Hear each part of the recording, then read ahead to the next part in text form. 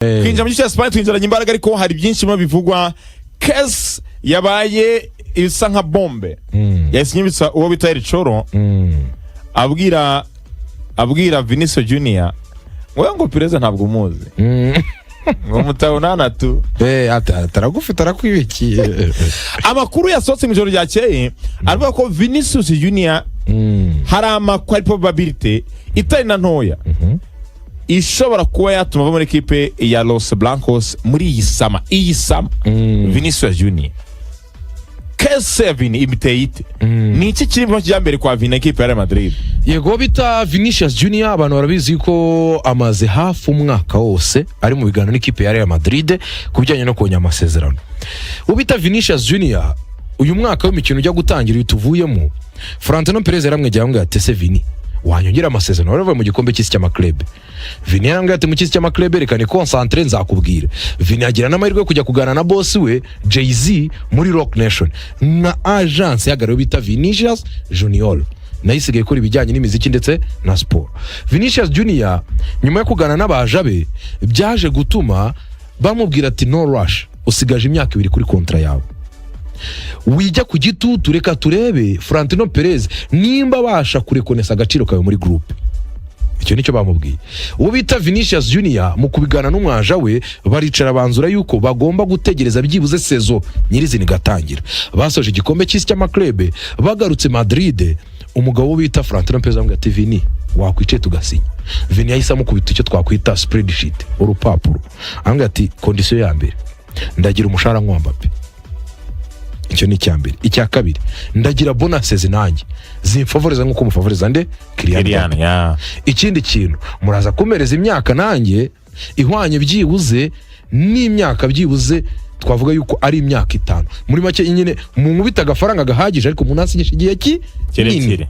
Ibyo vinagira ngo ati aho kujya mu ngo amasezerano yazanye 2027 sibyo none muhite mu nkubita kontra zageza 2030 ubwo n'imyaka 3 yongereho. Icyo gihe muravuga bati iyo ni imyaka 5 nta kibazo ariko se kuki mushaka kwinsinyisha ku gafaranga gake? Nimba ari imyaka 5 mushaka kunsinyisha ni byiza nanjye niyo nshaka ariko mugena agafaranga kangane na kande naka Kylian n'ama bonuses abankande nka Kylian. Icyo ngicyo Vinicius Junior akibwo bita Florentino Perez aratinyuka arakimubwira. Perez kintu yise akora amubwira ati Vini genda utaye wongere witekerezeho kuko ayo masezerano byakugora kuyabona akakanya kuko ni privilege ifitwe no bita Kylian Mbappe akakanya ntabwo nahita mfata undi mukinnyi ngo mushyire kuri iyo salary already nabo dufite dushaka kugira gute kubagabanya. Ubwo avuga David Alaba bamwe bagomba kugenda avuga ba Dani Ceballos ndetse na ba Dani Carvajal muri abo bakinnyi bagomba kuba barekurwa n'ikipe ya Real Madrid. Vini icyo gihe yise atangiye kugira utubazo nande na Xabi Alonso. Ajyanye ibibazo na Xabi Alonso Perez ahitamo nde Vinicius Junior aravuga ataho kujyande kuri umukinnyi ari umukinnyi kiri muto afazari natandukana n'iki n'umutoza bajyana ibibazo mu buryo bugaragara kuri El Clasico n'izindi match zose. Vini birangira hagumye uwo bita Alonso aragenda ariko Vini nubwo ari kumukora utuntu twose two kumureshya nyine icyo bita mareshya mugeni bamwereke ko arizewe ni haza Riberoa abantu barebye kampanye bita Riberoa yakoreye Vini amuvuga muri media avuga yuko agomba kumwubakiraho nyine ku bwa Alonso twumvaga mo of Mbappe ku bwa Riberoa twumva mo of Vini ariko Mbappe arabizi ko aratuje aho ngaho. Vini rero dutangiye promoting dutangiye tumuguyaguye tubone ko byibuze yafata ikarama agashyira umukono ku masezerano. Vini zikino yise akora yagiye muri media bakimaza kujya amasezerano ye aravuga ati we have a lot to discuss. No rush. The contract ends in 2027. Urumva amagambo yavuze ngo nakwihuta turacyafite byinshi byo kuganira amasezerano yanjye asigaje imyaka 2. Iyo umukinnyi akoze iyo statement nyirizina ni nko kubwira ngo it's on my terms. Nyine turagenda kuri condition zanjye nima mudahura nazo mwe mugize gute mutuje. Dore Real Madrid ikinitinya sasa Real Madrid avuga ati uno mukinnyi najya muri 27 sibyo tukagerayo agiye kuba free agent asigaje igihe gito. Icyo gihe umukinnyi uzatugimufiteho control ibintu ni bibiri aho kugira uzagenere free agent cyangwa uzagene nka free agent afazari twa profita kakanya yaba ari Saudi yaba ari Bayern yaba ari Liverpool yaba ari Arsenal tukakugurisha tukabona nako gafaranga tukigurira umukinnyi ugusimbura. Izo deals abahorise ziri kutunana tukazifinaliza abo ba Enzo Fernandez bari kutugura tukagira gute tukakubita Chelsea amafaranga imbere bikarangira. Rero Vinicius Junior arimo aragora ikipe ya Madrid kujyanye n'amasezerano kubera impamvu 3 arizo ngiye gusorezaho nihuta cyane. Hari ikintu cyo bita ngo ni battle for the crown. Muri Madrid barwaniye ikamba none bisa nkaho Real Madrid ikamba yaryambitse nde Kylian Mbappe. Ikimara kumwambika iryo kamba Vini yaza ati none kanjye kucyo twakwita mvuye kuri battle of the crown, ngiye kuri financial battle, ngiye guhangana iki agafaranga nanjye ndi umuyobozi hano mujyanye no kuba umuyobozi wa projet, sibyo amafaranga bakora mu mwambiranga projet ariko byibuza amafaranga nanjye ngarukire kuki kuri konte nyabone bijyanye n'ibyo nimo nakora, kuko nabahetse Mbappe ataraza. Mu myaka 2 ya Mbappe nta gikombe gifatika dutwaye, mu myaka 2 turi kumwe na Benzema natwaye Champions League ebyiri na La Liga ebyiri. So mumereza ku gaciro k'ibyo nakoze n'agaciro k'icyo nicyo muri uyu mushinga. Muri make Vini arashaka Real Madrid imubwiza ukuri cy'icyo hagarare mu mushinga wabo. Ikindi kintu cya gatatu kiri gutuma Vini atekereza kuri ayo masezerano, avuga ati se nimba Mbappe akakanya ashobora kuza agakina iyo nimero 9 ariko akaba ataranyurwa, akavuga ati ruhande rw'ibumoso ngiye nunyuraho ati naba ndumukinnyi mwiza kurusha abandi bose, icyo kikajya ku ruhande. Akavuga ati iyo power uwo bita Mbappe afite muri equipe ya Madrid ngiye nzajya nkora kumupasa gusa, nzaba the second guy. Ese kakanya ko yaje ansanga ndaha ngaha ndi umuyobozi nkaba degrade nkasubizwa inyuma ku kijyanye n'amaranga, ese koko uyu Mbappe naba yabonanye n'ubita Olise bari muri equipe imwe, icyo gihe hari Tchouaméni muri Mediane naho menya Kamavinga arahari, naho menya Edouard Mendy arahari, haje uwo bita Ibrahima Konate, iyo French Republic nzabasha kwinaviga mfite Militao wanjye uba wavunitse udafite agaciro mu kijyanye n'icyo twakwita ubushobozi ndetse no kuremera muri projet. Ese Rodrigo Gozi yavuga agasanga n'ubundi araza kwisanga Mbappe no muri vestiaire aramuganza usibye no kwa Perez. Rero Vini akavuga ati byose turabivunjishamo iki amafaranga. Hari cyo kwa yakibasa muri rusange mbere ko tunavuga ko iyi deal babasona itarutse baramuze ku kintu cya komisioneri ni wigirwemo inkuru ikome cyane turega ko wenda nyuma icyo kwibaza probability yo gusohoka ubundi kano kanyirangana ite bijyanye na negotiation bijyanye naho yajya ubundi kucyumviriza abantu bose ari gutera icyumvizo hirya no hino Vini arusoka ubundi nihe hashoboka nama equipe atarenze 2 aka kanya wahita utekerezaho. Ikipe ya mbere Paris Saint-Germain.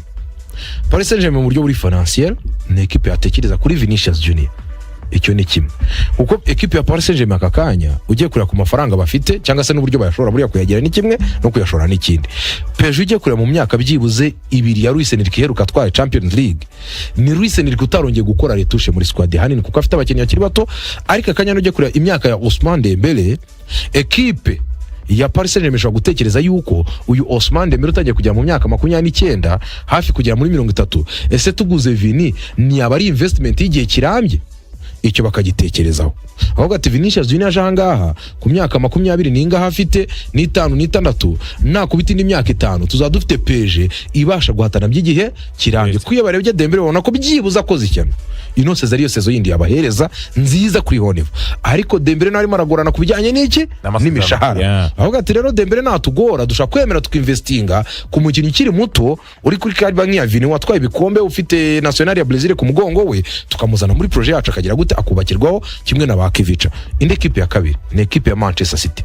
Manchester City akakanya ni equipe nayo iri muri investing phase, igihe cyo gushora iki amafaranga. Akavuga ati muri investment phase dufite Antoine Semenyo ku ruhande rw'iburyo na Phil Foden, sibyo na Sherkushaka kwakina, ariko iyo ugiye ibumoso hari undi mukinnyi City agira ni Jeremy Doku wenyine.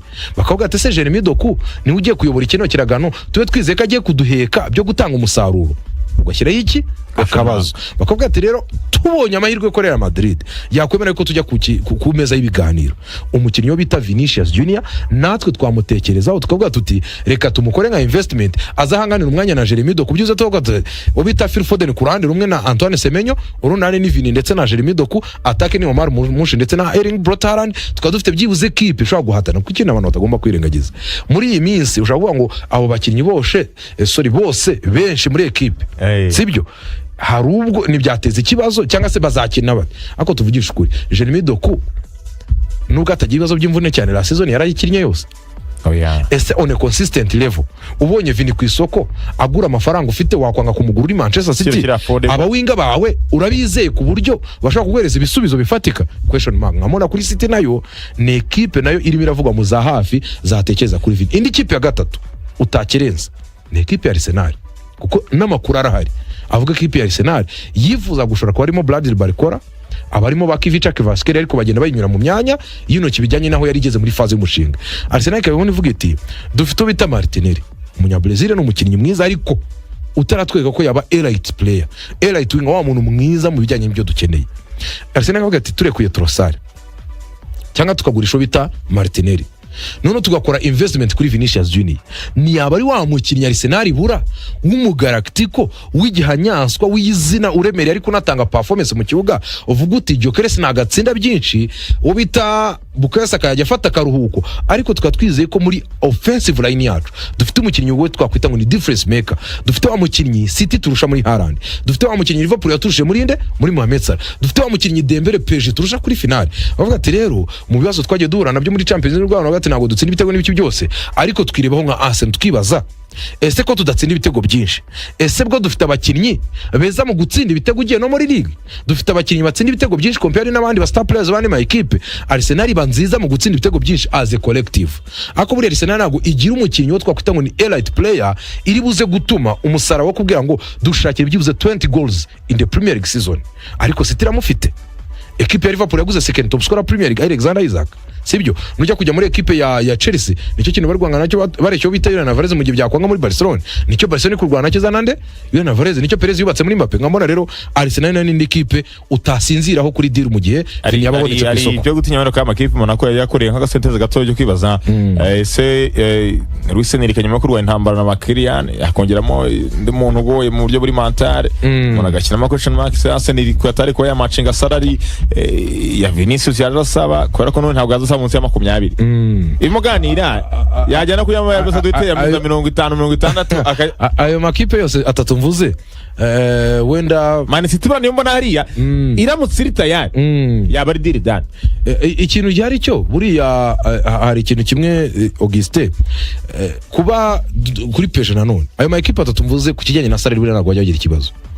Buriya Arsenal igeze guhemba ba Aubameyang 300 itarakina na Europa League yibere mu mibyuko. Arsenal ihemba neza abakinnyi bayo, equipe ya City itanga imishahara, PSG itanga imishahara, Liverpool ikeneye Vini kuko naba wing ifite bari ku rwego rwa Vini, ariko umushahara wa Liverpool boro ni ikintu kigoranye, ni dosiye bashaka kuvuga ati wenda tujye gufunga amaso tubwira abandi bakinnyi ko tuzanye umusimbura wa Salah agiye guhabwa ibyo Salah yafataga tubyongereho gake, ariko buri Liverpool kugira i breaking cyo bita wage cap yabo biragoye.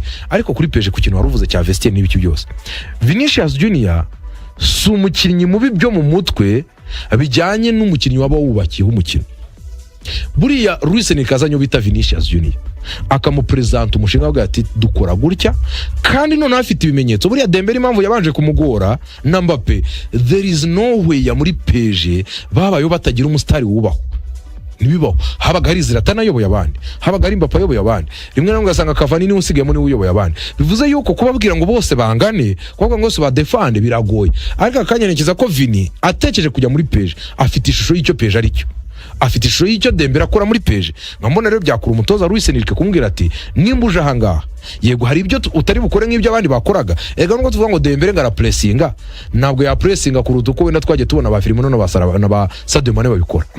Hari ibyo ahabwamo privilege bijyanye n'icyo bamutegerejemo nk'umusaruro. Nkamona na Vini rero mu buryo bwo kubitekerezaho nekereza ko PSG mutekereje nk'umusimbura wa Dembele w'igihe kirambye naho ni abakoze kose. Yarako cyane kabisa. Dusoreze kuri case ya Nico Paz ubundi tuve dufunze amadide ubundi tugaruka gatuma kiva Barcelona tsigana mufitemo indi nkuru. Nico Paz nyuma yo kwanga kujya muri Madrid Nico Paz yakoze agashya nyuma yo kwanga gutaha nyuma yo kwanga gutaha equipe ya Chelsea Fabregas yahisemo kuba yamugura bya burundu. Nico Paz ubu ni umukinnyi mushya w'ikipe yavandimwe ya Como mu gihugu cy'Ubutaliyani. Ubita Nico Paz hari amakuru menshi cyane yavugwaga yuko Real Madrid yamaze ku activa buyback clause. Real Madrid nayo ni ingome rero yabwiye umwana ati taha uri kukuntu aho ugiye kureba filime mu baturanyi hakaza nka grand sister wawe akavuga ati mera aragushaka uti batakuyobya akabutura igeze kure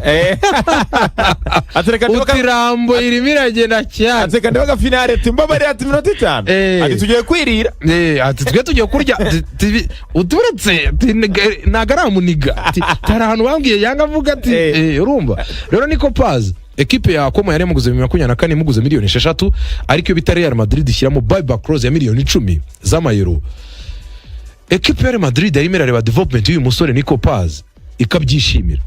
Ubita Jose Mourinho nawe yavuze ati urufunguzo rw'uyu musore n'ibyo rufite mbere yuko ni ma equipe amugura tugomba kubanza kugira gute kumugura. Ekipe rero ya Real Madrid yari yizeye yuko Nico Paz bijyanye na Cesc akoze, bijyanye no kuba muri Argentine bamuhamagaye yari gukina igikombe cy'isi, agerageza no kubona utunota duke, Real Madrid yari izi ko izahita ibona agafaranga muri Nico Paz. Real Madrid ite activa buyback clause imugura miliyoni 10, iravuga ati ushobora kubona nka Arsenal yitokeje, bari batangiye kumva za City na za Arsenal na za Chelsea zatangiye kumunuganuga na za PSG, aravuga ati nitumugura PSG nituzaho izabizi kari miliyoni 100 cyangwa 200. Ibyo bintu bigira gute bisa n'ibikonje, ariko komo nk'ikipe nayo izakina imikino yo ku mugani Burayi iravuga ati se nimba tukayimukininga niko Paz arandi twamubona. Fabregas nk'umwe bafite imigabane abwiyo bita Thierry Henry baricara baraganira, baravuga bati rero uyu ni umukinnyi mwiza. Real Madrid nibyo yashyizemo buyback clause, niyo ID iri kuduhereza, bitari ibyo kuwa mbere ikaba yashyizeho deadline ikavuga ati umukinnyi nazanga twe tumutunge nibidukunda tuzamugusha cyangwa byange. Ekipe ya Como yahise yaktiva miliyoni 60 z'amayero igura umukinnyi. Urumva mu kugura umukinnyi ya Madrid yavuga ati nanone nago muducika, yavuga ati kujya mu mujyane turashyemo buyback clause ya miliyoni 80 z'amayero. Nuko diri meze you never know nta wame ati nta kibazo aka kanya turamuzanye za peje zise zibuka, reka noneho tumureke aze iwanyu kuri miliyoni 60, noneho mu gihe twazaza kumugura tuzamugura miliyoni 80. ari twe nitwe ba mbere bagomba kuzabaza amakuru ya Nico Paz. Muri make ya Madrid ifite zahabu, ariko Jose Mourinho yakubise hariya mu gitebo i Madrid asanga umwanya wa Jude Bellingham kandi umukinnyi ashaka kubakiraho, asanga ubita Arda Güler, asanga Enzo Fernandez bari gutekereza kuzana none Bernardo. Urumva hajemo Bernardo Silva, aragato no mwana yabaje kugira gute kubimfube, yabaje kubingwiza murongo nukuza gusa imibare, reka tumureka agenda yidevelope muri Como dufite uburenganzira ko nago wakubita buyback clause Man yaguze umukinnyi. Barabyuka babyanga kuri Serge Reguilon. Rero akarimo bavuga ati Como ni mugure nta kibazo, none twe tugire gute tugumishe iyo buyback clause mu gihe twazamukenera akazagaruka.